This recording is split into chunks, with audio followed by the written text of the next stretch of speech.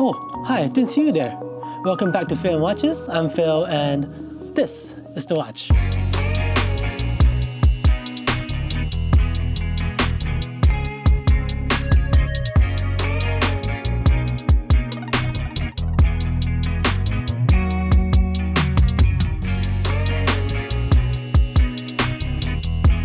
Hey, welcome back to Phil and Watches. I'm Phil and today we have the Rolex Explorer 2 16570, aka the Forgotten Caveman. And in this video, I'm going to talk about how I'm liking this watch, and boy I really do, and what this watch lacks and all the good stuff. So remember to like, comment and subscribe. It means a lot to a small channel like mine. Thank you. So I bought this watch from a fantastic eBay seller called my boy John. And it came with a box and a service card. It's in great condition and I really enjoyed it. I used to tell people to avoid buying on eBay since there's a lot of fakes out there in Chinatown, but their new authentication process is super handy. They get a watchmaker to inspect it first and then it ships to you at no extra cost. I like it, it's legit. So this was the fourth iteration of the Rolex Explorer 2 and it was created to solve a problem. It was meant for cave explorers and also those who want to journey to the poles because of the lack of sunlight. It's funny and sad because I love my tritium model because of the beautiful yellow patina, but it no longer glows in the dark, so it kind of defeats the purpose, but we're not exploring cave anyway, so I guess that doesn't matter. But yes, I chose this model and I'm loving it. So let's get the specs out of the way. So this watch has a 40mm case, a stainless steel bracelet and case, a sapphire crystal with AR coating, and an in-house GMT movement. To talk more about the movement, I think it's a pretty good movement. The movement is using the Rolex in-house caliber 3185. I have no complaints about this movement.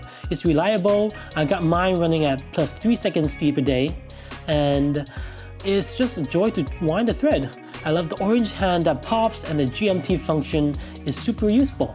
So this watch is also a true GMT function. What does that mean?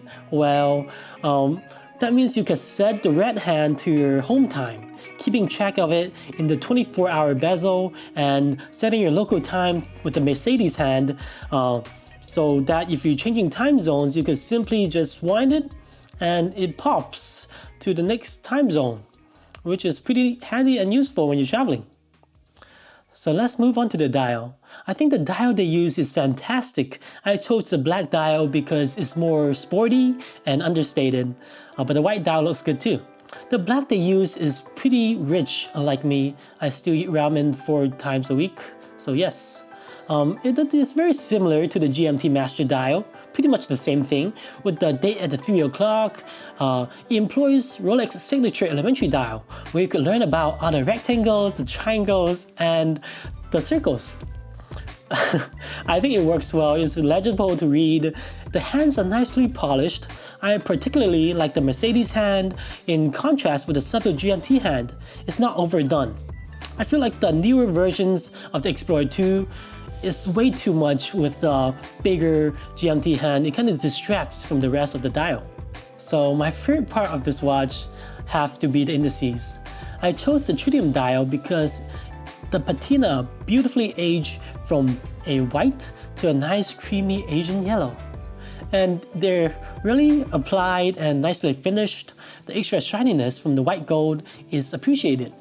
Alright, so I have mentioned this before, I dislike GMT functions that just use another hand on the same dial, because to me it's difficult to read the time if I have to keep track of both of the hands.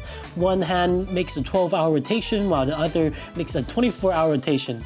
I'm trying to read the time and not trying to solve a damn math equation. But I still prefer my IWC UTC function. But this one is alright too.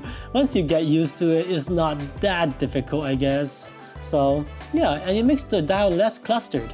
The case is really well proportioned. The case diameter is 40mm, the lug width of 20mm, a thickness of 12, a lug to lug of 47mm, and 100 meters of water resistance. So this watch fits like a Chinese glove. It's very nicely proportioned. You can see it on my 6.5 chopstick wrist. The lug-to-lug make it fit within the wristband, and the thickness is what's surprising to me. So this older model is actually slimmer than the new model by a good 0.5 millimeter. It makes it so that you don't feel it when you're doing those vigorous cave explorations or just sitting on your ass watching Netflix. The case also have some brushed and polished surfaces, and they're really well done for a 30-year-old watch. The 20mm lugs makes changing straps super easy, but I kept mine mostly on a bracelet because I'm just that kind of guy. So let's talk about the bezel. The bezel is super cool. It's first brushed and then engraved and filled with paint. I liked this design. It's super legible and it gives it a nice sporty vibe. The bezel also slopes downwards to give it a more cool, sporty feel. Alright, so no watch is perfect, and this one is no exception. And with a 30-year-old watch, you can't really compare it to modern day Rolex, especially the bracelet. It's like comparing Windows 95 to Windows 10. The bracelet does have hollow end links and center links, which people don't like because it have some give and it's not as sturdy. However, on the upside, is the weight. It's super light and easy to put on and off. I like the taper of the bracelet as well. It tapers down so it fits on the wrist more aligned. The clasp sucks. It uses your boy friction. And yes, it can pop out when you stretch it too much. Like the other day, I was playing tennis with a dowel and I hit it too hard and it just came off. I still won though. So this watch could range from 5K to 10K depending on the condition, on the year, the accessories, and stuff like that. I think that this model is only going to appreciate because it's getting more rare to find one. It's also a Rolex stainless steel sports watch, so yes, it's not gonna drop anytime soon. So let's move on and summarize with the goods and bads about this watch. First, the goods. Well, the design of this watch is phenomenal. It kept the nice sporty vibe and the functionality in a good, healthy balance. It's nicely finished, full of history, and it's a Rolex, so you could join the Rolex chat club. Look at you, you're so proud of yourself. Okay, and the bads? Well, the bads is that with the older Rolex watch, it's kind of expensive and you don't know when you're gonna have to service it. You don't really want to take it into water because your patina will get wet and you'll be gone like Regina. So also the bracelet can pop out and smack you in the face, so that's another concern. So there you go, the bads. Who is this watch for? Well, this watch I think is for people who could use a second time zone. If you don't need a second time zone, just get a sub or something, you know, you'll be happy with that. But if you could use it, I think it's very cool. It's a very functional thing, and that you have a lot of history with this watch, and it's just a nice piece. So if you like those, yeah, get it. Why not? The question for this week is, how do you feel about older Rolex models? Is it worth it to having it serviced or potentially damaged? Or should you just get a new one and just stop worrying about it? What do you think?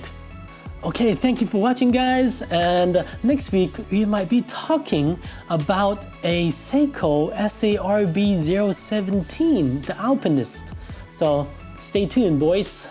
Peace.